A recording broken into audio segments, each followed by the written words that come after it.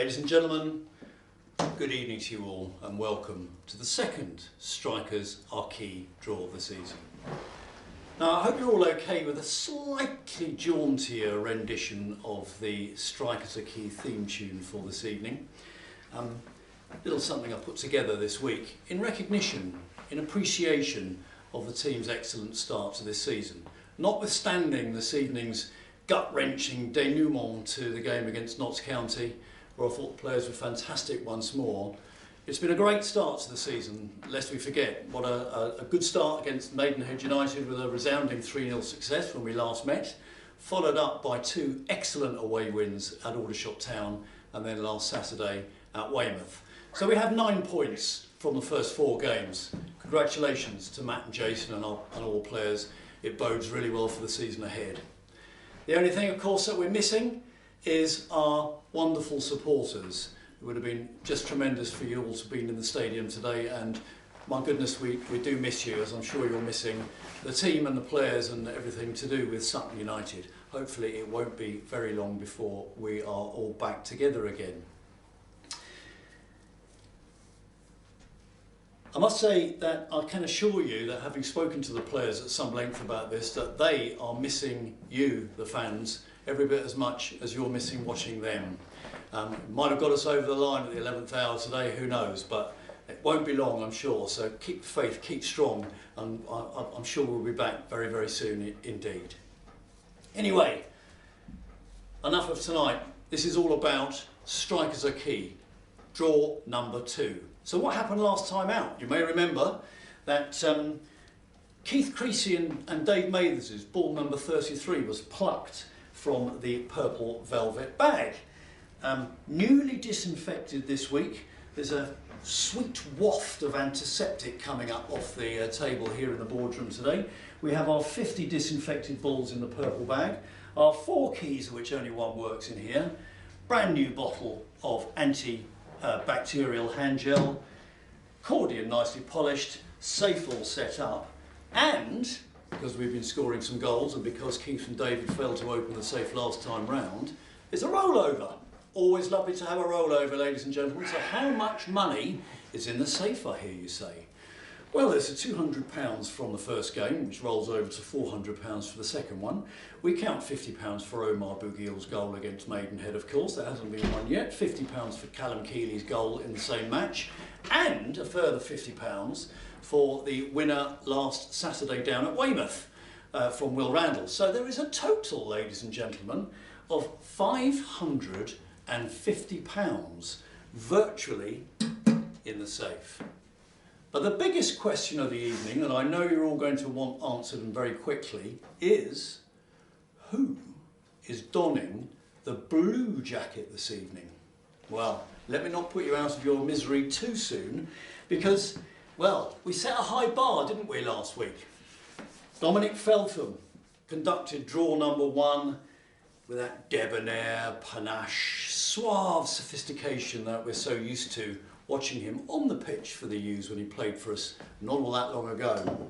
So it's a high bar to set. Who are we going to follow Dominic Feltham with? Prolific goal scorer, club director. We thought long and hard, and then we thought, you know what? No expense spared. We're going to go even further. So we've kept to the same sort of theme. Club director, prolific goal scorer. Lots of appearances for Sutton United. In fact, I'm sure he'll tell us in a moment, but somewhere in the region, I think, of 219 goals. Think about that, ladies and gentlemen. 219 goals in 405 appearances for the U's. Might be giving it away in a minute when I say that 9 of those, yes, 9, were in one match in a game against Leatherhead. I'm sure he'll talk us through every one of those goals in a second. And of course, immortalised in the Sutton United Hall of Fame.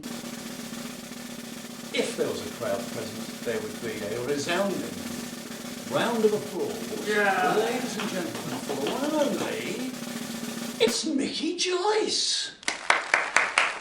Thank you very much, Andrew. I just bring you a little present, taking appreciation wearing the velvet jacket. Thank you very much. That's the nicest thing you've ever given me, Joyce. Thank you very much. Can I say how dapper you're looking this evening in the blue jacket? Rather fits nicely. Yeah, like it. Good. Nice aroma of early autumn kind of fabric smells coming up. Yeah, I think it might be a little bit like that. Yes, I know what you mean. But yeah, enjoying it very much, actually, Adrian. Good. Thank you very much. Excellent. Deeply honoured. Oh, that's deeply honoured to have you on board. We're about to conduct the second draw of the season, and of course, just before we go on to doing that, we had a chat, didn't we, at Weymouth on Saturday, because one of Joyce's 219 goals for Sutton was quite a historic one at Weymouth, wasn't it? That's correct, yeah, that's right. I believe that the last game at Weymouth, back in the 19th century, I think it was, 1980 something. Yeah. Sutton actually played the last game there. I think there was 3,500 crowd, not that I counted them. And I think the last goal on that ground, I believe, was scored by myself. Good finish?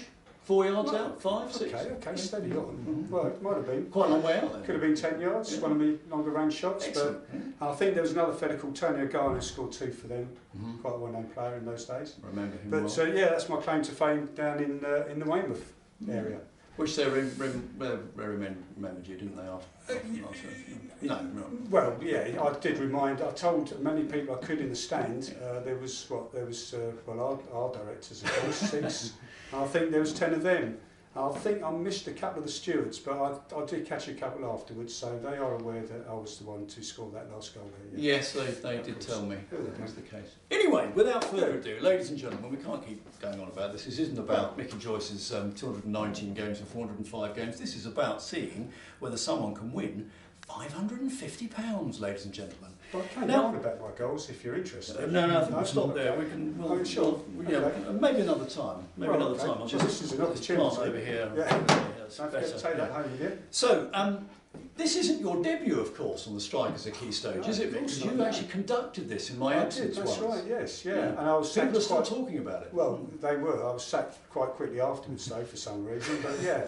And there was another fella called Timothy Timothy Vine took over, yeah. Well, but yeah, I've stood with the best of them, yeah, and also fallen with the worst. But yeah, I have done this before. Now, obviously, we need to ensure that this is all done in COVID-friendly circumstances, or unfriendly circumstances, that's the way, to COVID. Yeah. And so we have this purple bag, which is yours to touch and to feel within the contents of it, to rummage around at your leisure and pluck out one of the 50 balls that's in there.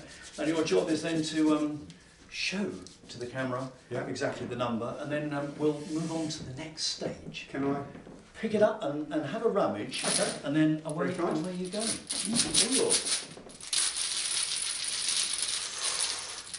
Okay, here we go. Oh, it's a blue ball. Ball number 12. Ball number 12, ladies and gentlemen. Ball number 12 belongs to the supporters vets. So that's John Parsons, Paul Wilkins, Ron Denyer and Ian Stone. Well, they will be delighted. Now, which of those 4 people would you like to be this evening, Joyce?